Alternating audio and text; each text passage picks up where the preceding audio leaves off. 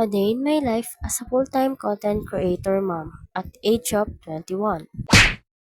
So for today's vlog mga Marcy, kakatapos ko nga lang maligo. Lagi ko nga ginagawa mga Marcy, katapos kong maligo mag-skincare nga ako. Ang ginagamit ko nga lagi mga Marcy ay Shinko Rejuvenating Set. Meron na nga rin pala itong sunscreen, night cream at sabon. Kung tatanungin nyo nga ako mga Mars kung ginagamit ko ba ang night cream, ang sagot ko po doon ay no mga Mars. At dahil mga Mars ay naiirita nga ako pag in-apply ko nga sa aking mukha yon. Para nga akong namamawis mga Mars. Sa mga oras na yan mga Mars ay wala pa nga yung asawa ko kasi nagtrabaho mga Mars. Ang oras pala ng pasok ng asawa ko mga Mars ay 7:30. Ang oras ng pag-uwi niya ay 5 p.m. mga Mars.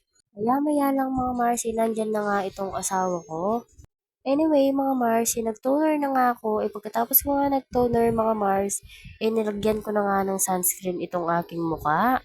Kailangan natin mag-sunscreen ngayon, mga Mars, ay dahil sobrang init nga ng panahon ngayon.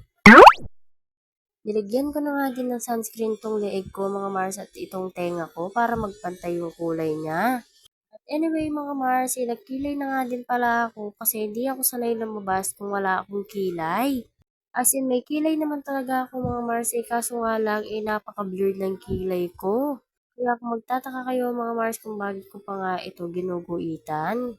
So anyway mga Mars, ito nga ang gamit kong pangkilay. Binili ko nga lang pala yan ng 20 pesos sa ukay-ukay mga Mars.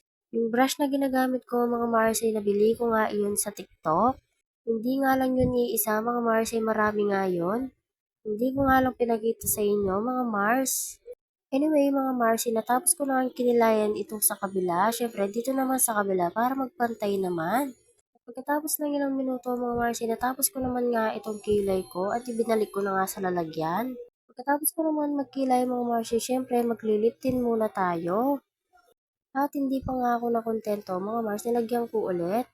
So guys, dito na nga nagtatapos ang aking vlog. Bye!